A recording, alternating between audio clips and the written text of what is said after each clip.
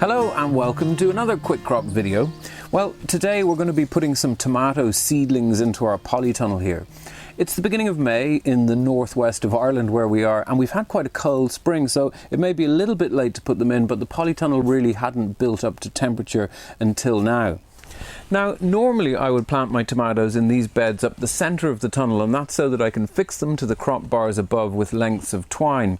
And I would move my tomatoes from one bed to the next every year, and that's basically to avoid any build-up of disease or soil sickness. But this year I want to give the central beds a bit of a break, so I'm going to put my tomatoes around the edge. Now we've got we've got 6 tunnel supports here, which again I'm going to support them with twine, so that gives us 6 choices of tomatoes to put in. Now the first thing we need to make sure is that the soil has enough nutrients in it to support these bumper crops that we're hoping to get from our tomatoes. So we're just going to take a quick look at it and just see what we got and see do we need to add anything further.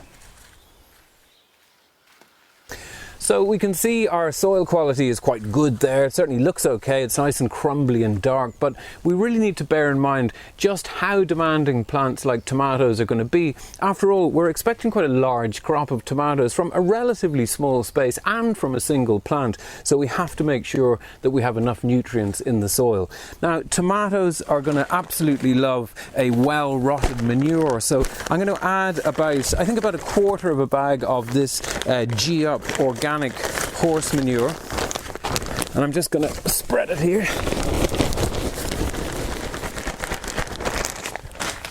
Now we need to remember when we're adding the manure that the tomato roots will have quite a broad spread, so I'm feeding the soil in a circle, I suppose, with a diameter of about 60 centimeters or so maybe a little bit wider than you might think. So just dig our planting hole. Now, even though I have fed the soil around the plant, I'm also going to add some of this seaweed and poultry manure, and these are a pelleted feed. I'm just going to work it into the planting hole. I'm going to get plenty of nitrogen from the poultry manure, but also trace elements and minerals from the seaweed. Next job then is I'm going to bury a piece of string underneath the tomato plant, so I'm just going to dig a hole there and put that in, and this is going to support the plant, and I'm going to tie it to the crop bars above later on.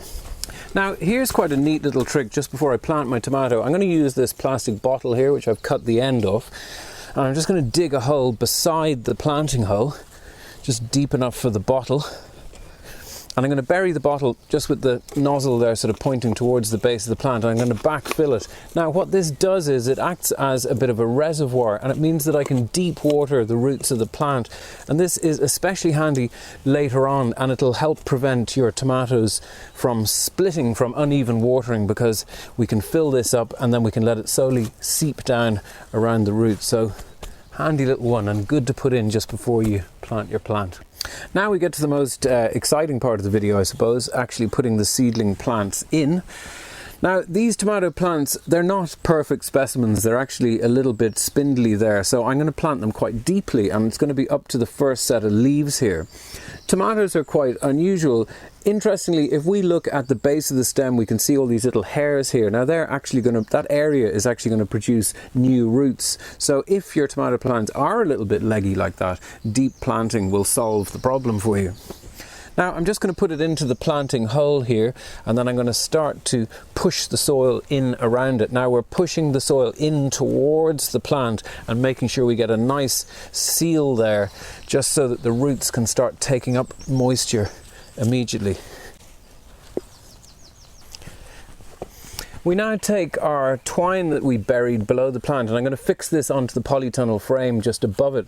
Now as our tomato plant grows, then we're just going to gently coil it around this twine, and that's going to provide us with the support that we need. I've just tied this off with a slip knot up here so that I can adjust it, because I may want to just slacken that off a little bit as the plant grows. So I'm just going to snip it off here, and that's us pretty much done. As regards feeding our plant later on, it's worth maybe just looking at the root system a little bit. We have deeper roots which are going to be taking moisture up from the soil into the plant, and that's when we use our little buried bottle reservoir here. And then we also have roots which are closer to the surface, which are more involved with taking up nutrients for the plant. So if we're adding a plant feed, whether it be a pelleted feed like this or a liquid feed later on, we do so to the surface of the soil. Now, we will be revisiting this little tomato plant later on when I show you how to pinch out the side shoots and then hopefully harvest some lovely juicy sun gold tomatoes from it.